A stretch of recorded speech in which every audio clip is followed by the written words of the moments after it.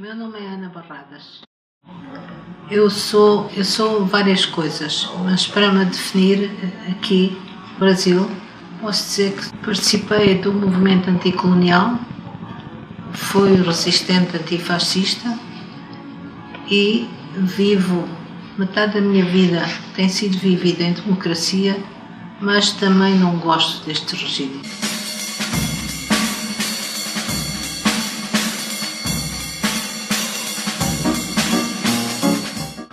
Portanto, sou uma pessoa politicamente muito insatisfeita que despertou para os problemas relacionados com a exploração capitalista e com a luta de classes e que nunca abandonei essa perspectiva de vida. Então, por causa dessa minha postura, eu desde cedo me interessei muito por temas políticos e, concretamente, aqui há os anos 1991, acho eu, publiquei um livro a que chamei Ministros da Noite, que causou grande impacto, estranhamente, porque eu era uma autora desconhecida, completamente desconhecida, editada por um editor bastante obscuro na altura, e a tratar de um tema contra a corrente, porque estava a preparar-se as comemorações do 5º centenário dos descobrimentos portugueses, e Os Ministros da Noite era um livro que procurava denunciar os horrores da colonização e da expansão portuguesa.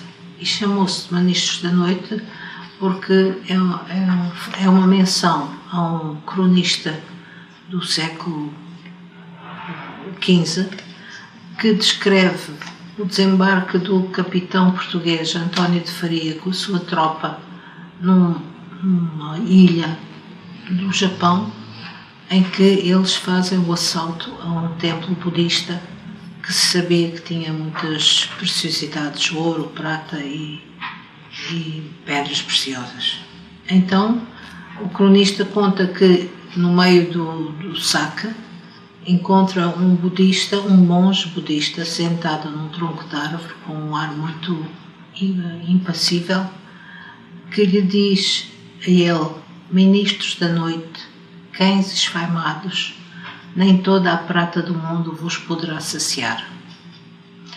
Então, isto é um pouco o epítome do colonialismo português e outro qualquer.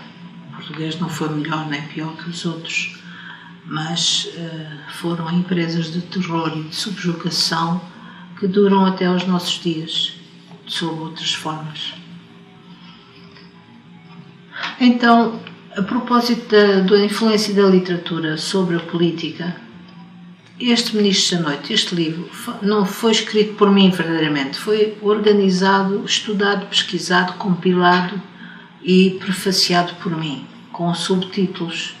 O que eu fiz foi colecionar citações do século XV ou século XX de personagens ligados ao poder, portanto acima de toda a suspeita, descrevendo cenas que eles presenciaram ou que souberam comentar ou que usaram como forma de pressão política. Então, se não houvesse esse registro escrito, se a literatura, porque aqui mete-se também a literatura aficcionada e a literatura dos cronistas, dos então mediadores de comunicação social entre o poder e as massas. Se não houvesse toda essa literatura, toda essa historiografia registada, hoje não era possível nós podermos interferir politicamente nos resquícios que ainda existem dessa era imperialista e colonial. Então, toda a minha vida de ativista antifascista foi muito marcada por essa influência. Eu não sou de origem operária ou camponesa, sou oriunda da pequena burguesia e, portanto, a literatura teve um papel determinante para a minha postura política. E a propósito disso, lembro-me de um poeta, Paul Éluard, um poeta francês, que Durante a ocupação nazi em França, era um jovem, muito jovem, e escreve um poema que me marcou a mim muito na minha primeira juventude. Eu li-o nessa altura e isso teve um grande impacto sobre mim por causa do conteúdo desse poema. Eu não vou lê-lo todo porque ele é muito grande, vou traduzir agora sobre o papel, mas ele diz basicamente assim: nos meus papéis de estudante, na minha secretária de trabalho e nas árvores, na areia e na neve, eu escrevo o teu nome. Depois começa a descrever os sítios por onde passa e conclui o poema dizendo: e pelo poder de uma palavra, eu recomeço a minha vida. Eu nasci para te conhecer, para te nomear, para te amar, liberdade. Portanto, a liberdade é um dos valores que muito é glosada na literatura e não é por acaso. Quando há um cerceamento de liberdade dos poderes dominantes, a primeira coisa que eles fazem é cortar a liberdade de expressão, porque a expressão do pensamento, escrita ou oral, é aquilo que pode dinamizar a política e que pode fazer mudar a situação. Então, um poder musculado, ou ditatorial, ou muito intolerante, para se manter no seu lugar como quer, precisa de cercear a liberdade. E cercear a liberdade de expressão é a primeira coisa que ele precisa de fazer. Então aí a palavra escrita, a palavra oral, toma uma dimensão extraordinariamente importante como forma de resistência e tem sido usada através de todos os séculos, desde sempre, como expressão da indignação e da revolta dos dominados em relação aos dominadores. Por isso é que a luta dos trabalhadores da arte, da cultura e da literatura tomam um aspecto central em toda a nossa existência. A começar pelas escolas. Quando vamos à escola, estamos a tomar contacto com o pensamento organizado, racionalizado, escrito e científico, supostamente científico, tão científico quanto possível. Então aí também é preciso que esses poderes influenciem a educação. A educação não é uma coisa neutra, cada poder precisa de educar de uma determinada maneira. Então, por exemplo, em regime fascista, quando eu era estudante de escola, era obrigatório os alunos cantarem o hino nacional. Todo o exercício escolar começava com o hino nacional, começava e terminava, que era um hino nacional glorificando os grandes feitos dos portugueses em todo o mundo, incluindo o Brasil. Por exemplo, era obrigatório que nós assistíssemos todas as semanas à aula de religião e moral. Era preciso educar as crianças dentro dos conceitos da religião católica e tudo o que fosse fora disso seria considerado a excluir. Por exemplo, era obrigatório que as meninas tivessem um ensino separado dos meninos. O ensino era segregado, porque era preciso que as meninas tivessem um comportamento dedicado às coisas do lar, a bordar, a cantar, enfim, a tocar instrumentos, enquanto os meninos eram os homens que iam ser guerreiros e, enfim, profissões de macho. Então, tudo isto faz um quadro para quem utiliza estes instrumentos que nos indica que sem eles não poderá haver progressão das ideias. O mundo muda por causa das condições materiais, mas as condições materiais só podem mudar se não houver sobre elas efeito do pensamento e efeito do pensamento transformado em ação. Não há ação sem pensamento. Quando vais fazer qualquer coisa é porque pensaste que deves fazê-la de uma determinada maneira. Então, essa energia, esse poder do pensamento, escrito ou não, é o sal da terra. Sem isso não há nada. Há sempre luta, há sempre contradição, há sempre desejo de mudança, mas se essa mudança, esse desejo não for teorizado por um pensamento num patamar superior, não é possível fazer transformação, porque tudo continuará tal como estava. Este acho que é o vosso tema, o poder da literatura na política, e pode-se fazer ao contrário a relação dialética do poder da política na literatura. Estes exemplos que eu estou a dar não teriam sido possíveis se os seus autores não fossem tocados pela política. Uma pessoa que é indiferente à política tem muita dificuldade em ler uma peça que seja politizada, porque é uma linguagem, é uma forma de pensamento que não a atinge a ela porque ela está indiferente.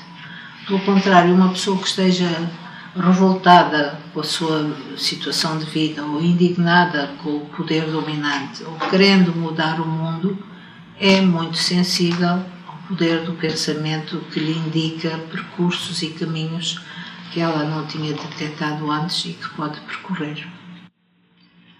Quero então aqui evocar o escritor Ferreira de Castro, o escritor português Ferreira de Castro, que veio para o Brasil com 12 ou 13 anos, oriundo de uma família muito pobre de Portugal, numa época de grande crise económica, que mandou este seu jovem para os cuidados de um tio que vivia já em Belém do Pará, para ver se ele fazia vida aqui e se fugia àquele destino de miséria. Acontece que ele acaba por ir trabalhar num seringal chamado Paraíso, na selva amazónica, e aprendeu o ofício de seringueiro e viveu aí em condições muito difíceis durante 2 ou 3 anos. Dos 12 aos 14 anos ele foi seringueiro na Amazónia.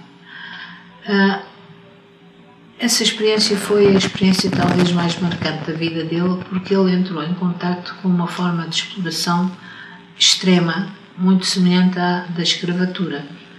Os trabalhadores dos seringais trabalhavam horas sem fim, cercados de vários perigos, as cobras, as onças, os macacos, inclusive os índios atiravam setas sobre eles porque estavam a ocupar o seu território ancestral, e no fim recebiam um salário tão diminuto que acabavam por o gastar integralmente na cantina do patrão, do dono do seringal, onde tinham que comprar aquele mínimo indispensável, tipo sabão, camisa, sandálias, enfim.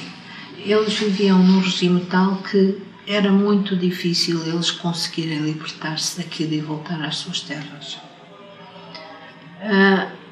Acontece que o Ferreira de Castro tinha umas luzes de contabilidade, o patrão chamou-o para tratar da contabilidade do seringal e ao fim de um tempo ele conseguiu negociar com o patrão uma forma de se libertar daquilo e voltar a Belém do Pará.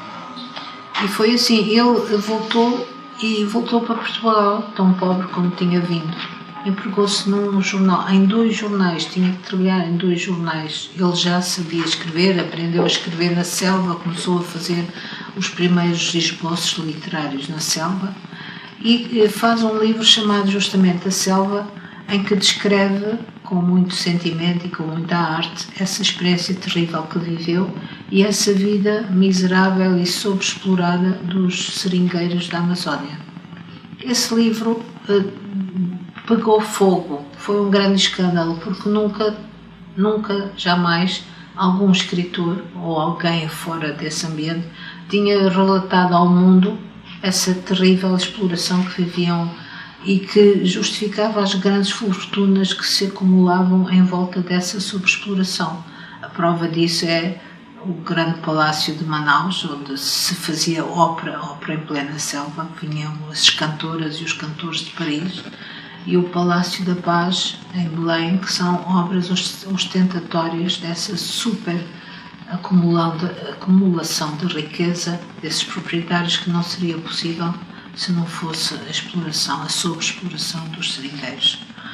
Então, esse livro começa a ter várias edições, começa a ser traduzido em várias línguas, é o livro em língua portuguesa mais traduzido no mundo inteiro e inclusivamente está entre os 10 livros mais lidos no mundo.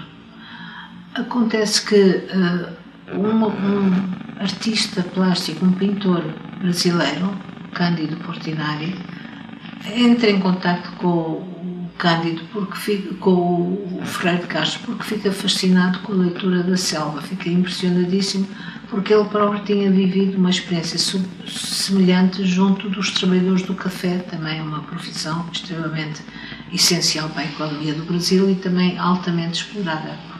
O que é certo é que eles estabelecem laços de fraternidade uns um com o outro e entram nessa rede de contactos outros escritores e outros artistas portugueses e brasileiros, inclusive deste lado do Brasil, Jorge Amado, e em Portugal pessoas que foram depois Selva, Júlio Pomar na pintura, Mário Dionísio na literatura e na poesia, Cardoso Pires na literatura, etc. Então, esta gente toda unia-se em volta da denúncia da exploração capitalista levada ao seu extremo, ao seu absurdo mais completo.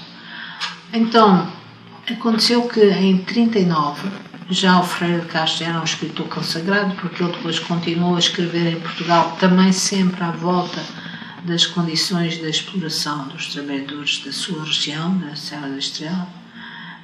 E em 1939 o ditador Salazar faz uma exposição que chamou o Mundo Português, Exposição do Mundo Português.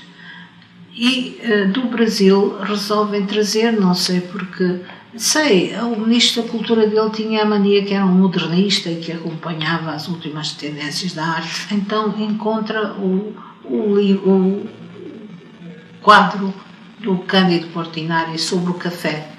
É um quadro muito bonito, com uns trabalhadores ajoelhados debaixo do peso dos sacos de café e num estilo muito moderno, muito modernista. Tão moderno que essa escola de literatos e artistas plásticos portugueses começaram a ir diariamente à exposição do Mundo Português para ficarem embasbacados diante do quadro do Portinari e para comentarem entre si o novo estilo de expressão artística que se debruçava sobre um mundo subterrâneo que era um dos os grandes produtos que originavam uma sobreexploração. A esse estilo se chamou neorrealismo e foi assim que em Portugal, pela mão do Cândido Portinari, foi introduzida a corrente neorrealista, que foi muito perseguida pelo regime porque justamente denunciava as condições de exploração em vez de dar um quadro de líquido doce e cor-de-rosa de que tudo corria pelo melhor e vivíamos do melhor dos mundos. Aqui mais uma vez o papel da literatura e da arte na política e na evolução que as coisas tomam, porque se não houvesse esse exercício de trocas entre os dois povos, entre o Portinari e o Cândido e o Ferreira, e depois entre o Jorge Amado e os outros, porque o Jorge Amado também começou a frequentar esses meios, não teria sido possível que a corrente neorrealista influenciasse poderosamente o movimento operário e camponês em Portugal. Bom, basicamente é o que eu vos posso dizer da literatura influenciando a política e da política influenciando a literatura. Mas isto é uma relação dialética que é muito importante, mas que é, digamos, superestrutural, porque o que está na base disto tudo é a infraestrutura da interação e da influência das classes umas sobre as outras. Portanto, isto foram pessoas, provavelmente todas elas oriundas da pequena burguesia, que analisando e pensando e refletindo sobre o mundo à sua volta, se puseram ao lado de uma outra classe que não era a sua e que, por ser muito explorada, atraía as atenções deles e indicava-lhes a necessidade de dedicarem a sua arte à denúncia destas condições. Claro que isto tudo contra o regime salazarista, contra o regime fascista, mas de qualquer forma como forma de persistência e de resiliência na luta pela liberdade, tal como o Paul Éluard nos poemas que fazia quando era adolescente debaixo da ocupação nazi.